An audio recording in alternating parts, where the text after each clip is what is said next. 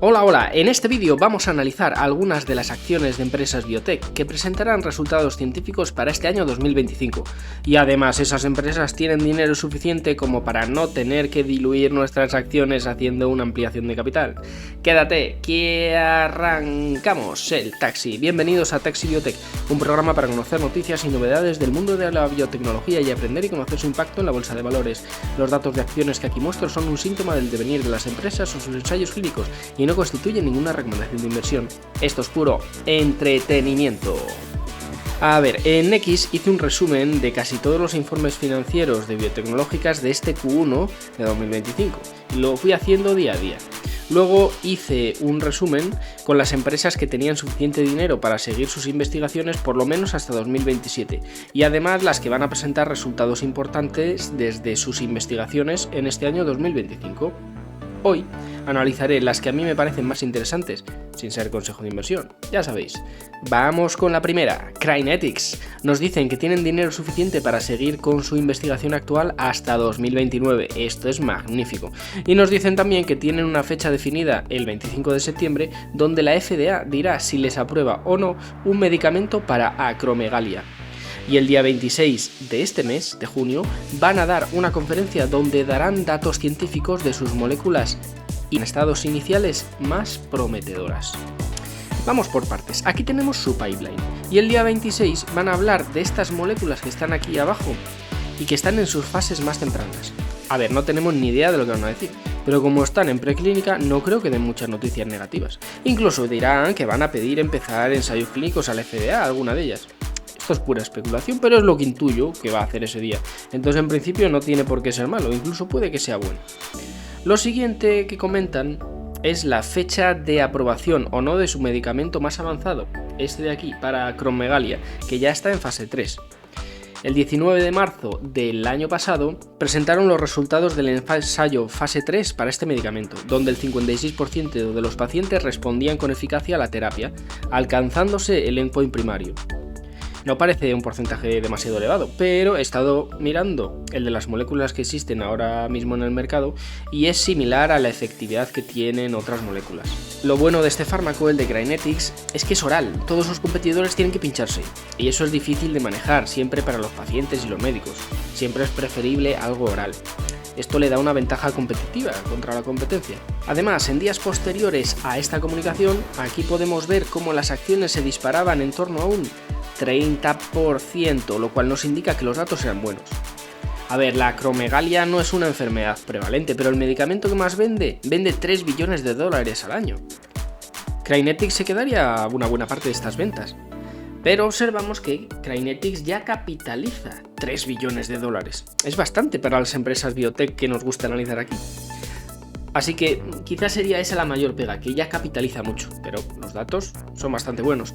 Si seguimos viendo el gráfico, vemos aquí una caída del 30%. Eso se corresponde con la publicación el día 10 de enero de los datos de fase 2 de otra de sus moléculas diferentes en investigación, en este caso para hiperplasia adrenal.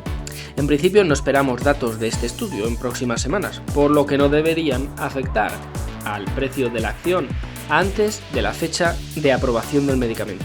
En resumen, que la FDA decidirá en septiembre si aprueban o no un fármaco que vende al año 3 billones de dólares, que la empresa ya ha presentado datos que el mercado consideró positivos y que están en línea con la competencia, con ventaja de que el fármaco en este caso va a ser oral.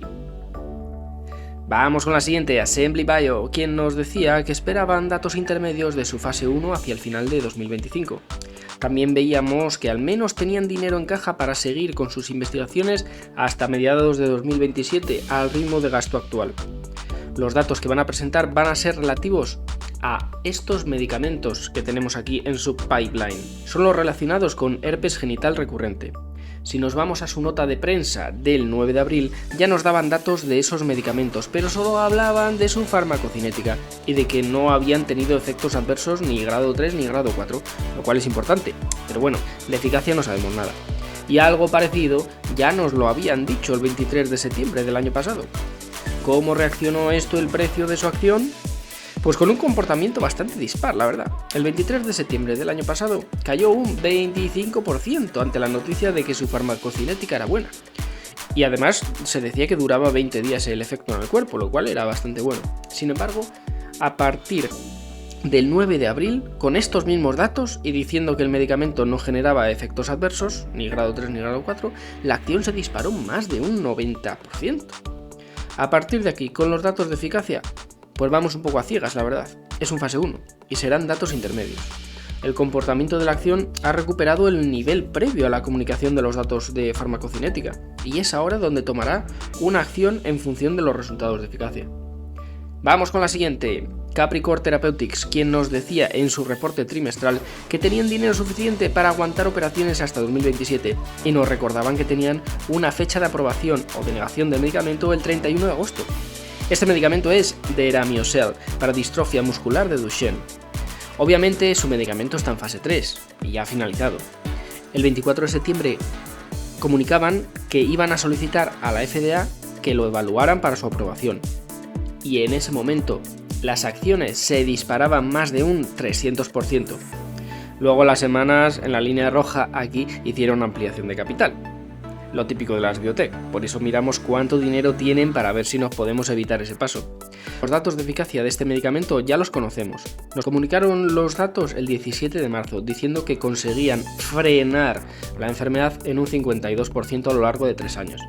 Esta es una enfermedad que ya tiene varios medicamentos en el mercado y ningún medicamento tiene una eficacia absoluta. Tienen algunos medicamentos con oligonucleótidos antisentido y tienen también en el mercado estos pacientes una terapia génica. Obviamente esta terapia génica es súper cara. He estado mirando los resultados de eficacia de este competidor que tienen ya en el mercado. A ver, no se puede hacer una comparación directa porque utilizan métricas diferentes.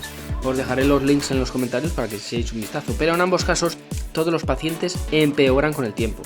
Lo que pasa es que empeoran menos, es decir, que se frena la enfermedad con respecto al control que no toma el medicamento, lo cual es una ventaja absoluta para estos pacientes porque no tienen otra solución.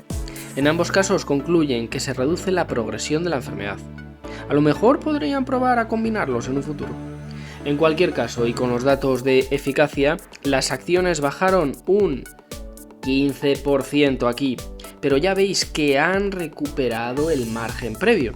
Capricor capitaliza poco, 650 millones. Y ya veis que pese a la ampliación de capital las acciones no se han desplomado.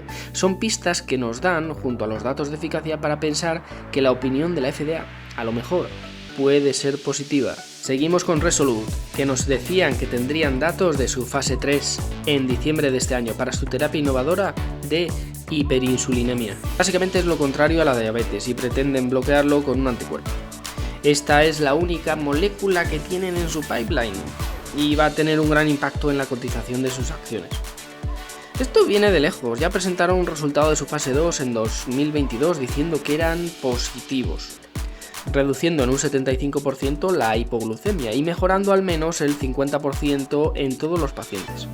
Después de ese dato, presentaron una ampliación de capital y al cabo de un año presentaron mayores evidencias y lo publicaron en New England, una señal siempre de confianza. Este año, una agencia independiente ha certificado que no necesitan aumentar el número de pacientes en el estudio, lo cual confirma que tendrán resultados al final de este año. Unos resultados que ya nos han avanzado que en general son seguros y bien tolerados. Para esta enfermedad ya hay tratamientos en el mercado, pero no son 100% efectivos. Uno de los más usados tiene una eficacia del 71%. Si nos vamos al gráfico, vemos que con los primeros resultados de eficacia, en 2022, la acción subió un 21%, para caer después con la ampliación de capital. Más tarde, con la ampliación de resultados, en octubre del 23, la acción cayó un 25%. Pero con el paso del tiempo ha recuperado muy bien los niveles previos, pese al aumento del número de acciones. Otra señal de confianza.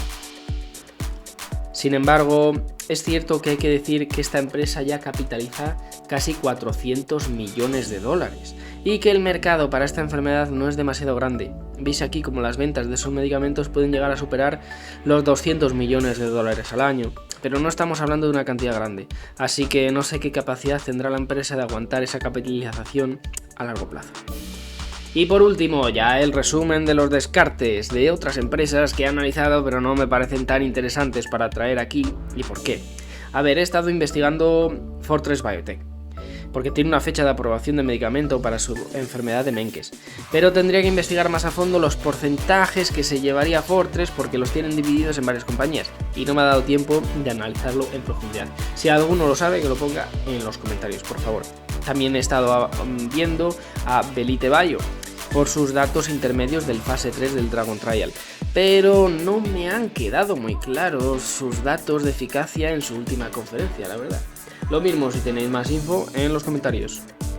De Anaptis ya dije en Twitter lo que opinaba, os lo dejo por aquí, y no veía claro los datos con respecto al placebo y con respecto a la competencia. CRISPR también tiene muchísimos catalizadores para este año, es una empresa monstruosa y muy buena, pero habría que dedicar un programa entero a analizarlo y mucho análisis.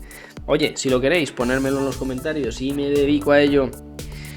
Structure Therapeutics y Terns Pharmaceuticals presentarán datos de sus moléculas para obesidad.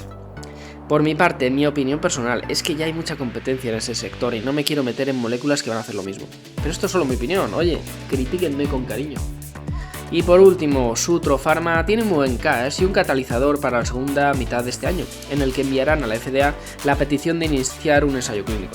Puede estar bien, pero no me parece una super noticia. Y por último, Mace Therapeutics, que también van a presentar datos que pueden ser buenos, pero tiene muy poco track record en bolsa y entonces bajo mi operativa me parece arriesgado. Y esto es todo lo que tengo para hoy, chicos. Criticarme con cariño y pedirme lo que queráis. Un saludo y hasta el siguiente vídeo.